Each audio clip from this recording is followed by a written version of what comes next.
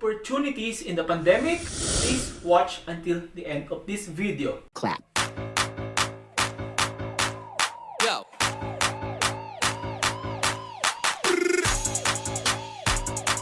Hi guys, my name is Jerome Estavillo and this is another episode of Count 1 to 10. For this video, we will talk about the 10 opportunities in this pandemic. I know that this COVID pandemic interrupted us from doing things na lagi natin ginagawa, from traveling, going out with friends, or treating yourself to cinema, and watching the concert of your favorite artist, as well as yung any event that gathers people. Aside from being a health crisis, this pandemic has become a global economic and social crisis. Taking a larger picture of this situation, many opportunities are lost, many people lost their jobs. Also, some businesses are closing either by bankruptcy or legislative actions, and the economy is actually going down. But when we see everything in personal level, this pandemic has brought us some opportunities personally. Disclaimer lang guys, I don't want to romanticize this video by saying that everything is fine. Definitely not. Not everything is fine. Then why am I doing this video? This is because guys, I want you to know there's still a time to have hope, to have light in spite of these trying times. I want you to see that there are actually little pretty things that are happening right now. Without further ado guys, so here we go. Let's count from 1 to 10. The first opportunity is actually the opportunity to slow down. Describing our life before this pandemic guys, it is always fast-paced, fast-moving. And because we are in this pandemic phase, certain laws prohibit us to travel or to go outside our home if not necessary. Before, kung sanay ka na you are commuting from work, but due to limited means of public transportation or limited capacity of transportation, you learned how to ride a bike or to walk going from your home to the office. So, parang ngayon, mas okay na sa'yo maglakad from one place to another. It also breaks your routine. If before you just wake up, get yourself dressed, go to your work, dine out, go home, there are some part of your daily activities na nawala. Ganun yung nangyayari ngayon. Parang natututo kang magdahan-dahan sa mga ginagawa mo everyday. Second thing, or the second opportunity, is the opportunity to learn new things. I guess right now, since most of us are having so much time at home, it is the best opportunity to learn new things.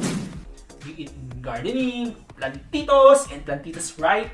Or pwede rin namang you are learning new language. In my case, I am learning ngayon Japanese. Pwede rin namang pwede rin cooking, exercising, or any hobby that best suits you. It doesn't matter naman kung meron kang zero knowledge sa bagay na yon. Yun nga ang yun nga ang goal mo, that when you are really trying to learn something new, you start from scratch hanggang master mo yon. Number 3, discover yourself. Being in a lockdown or staying at home, you have figured out a lot of things. Na-discover mo yung fear mo. Saan ka ba mas takot? Sa virus or dun sa society na kinalalagyan mo? You are able to discover your strengths at ngayon, yun yung ginagamit mo to survive more daily life. Ano-ano pa ba yung mga na-discover natin sa sarili natin? Na-discover natin yung mga bagay na dati hindi natin kayang gawin, ngayon kaya na natin silang gawin.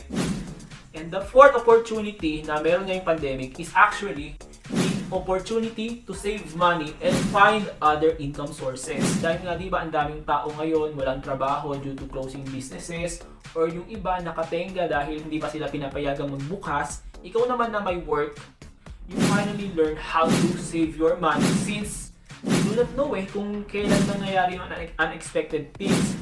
Nga, alam natin na we really have to ready ourselves na baka dumating nga yung panahon na yun. Pero syempre, sana wag naman at sana makarecover.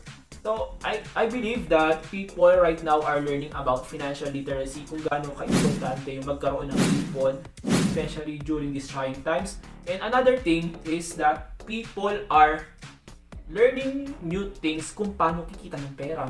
Meron yung mga nag-viral na from flight attendant. Ngayon, natuto siya magtinda ng pagkain. Meron yung dating from tourism industry, which is tourism industry is one of the most affected sector ngayon ng ekonomiya natin at ng pandemic. Natuto sila mag-online selling, etc. Yun nga, sobrang nakaka-proud sila dahil sa kabila nung nangyari, they are actually exhausting their means para marangal na kumita ng pera. Number 5, This is about opportunity to learn about the personal hygiene. Yes, it's very important. Try to compare yourself before and during this pandemic because of our fear na baka mamaya mahawahan tayo or makahawa tayo ng virus. Mas natuto tayong maghugas ng kamay, sanitizing things, mga usually hinahawakan natin. We became more conscious about cleanliness. This is good actually. Because hindi lang COVID ang naiiwasan nito, maging ang iba pang mga sakit like sipon, lagnat. Kung dati tamad kang maligo ngayon mayat maya naliligo ka. Number 6, it's all about learning about compassion. It's a matter of having empathy sa ibang tao. Like this pandemic taught us to become more empathic. Yung alam mo yung parang mas nakakakonekta ka, parang mas nafe-feel mo yung nararamdaman ng ibang tao. We became aware of what others need. Ano ba yung kailangan nila na kaya nating ibigay? Aside from that, when going to supermarkets or grocery stores, we became more patient in queues because we understand that there are only limited people working kahit na sobrang pila doon sa supermarket. Also, we were able to understand that there are days na meron tayong co-employee or co-worker who cannot perform really well sa kanyang trabaho dahil sa sobrang dami ng iniisip niya. He's thinking about his health, he is thinking about his family's security, and etc. We are becoming considerate and understand by imagining ourselves in their situations. And most of all, it became an avenue to connect to other people living in different status, situations, and places. Number 7, we learn how to become independent. Some of us are practicing self-isolation. We become more independent. That is, we do some things without the help of others. Pero paano nga ba? Like for example, we tend to have a physical contact kasi when we ask something with other people.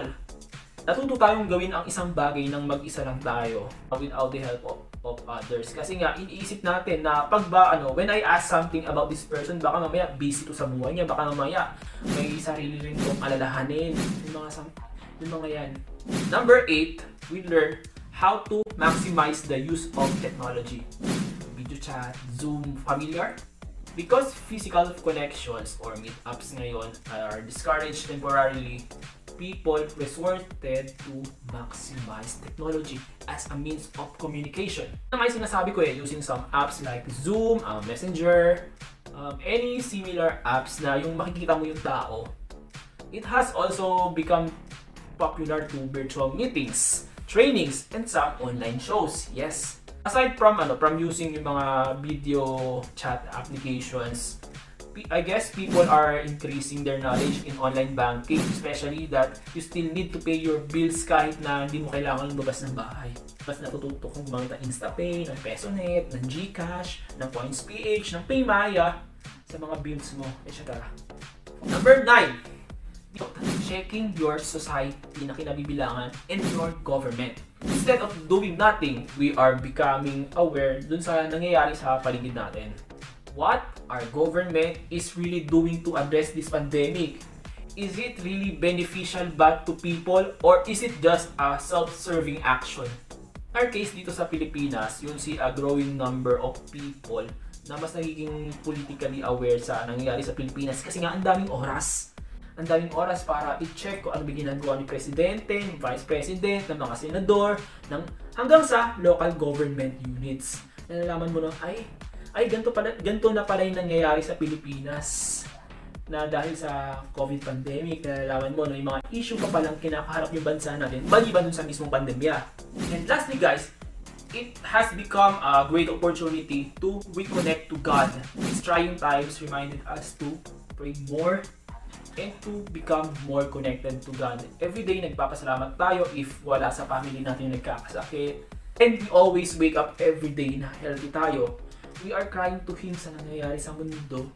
And we are seeking Him para bigyan tayo ng courage how to survive this daily life.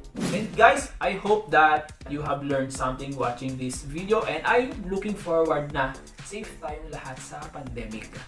I am looking forward that in my very little ways by doing this video, at least I was able to share to you some good things na nangyayari this pandemic, and we can apply it to our daily lives para kahit paano naman mapagaan yung pinagdaraanan natin.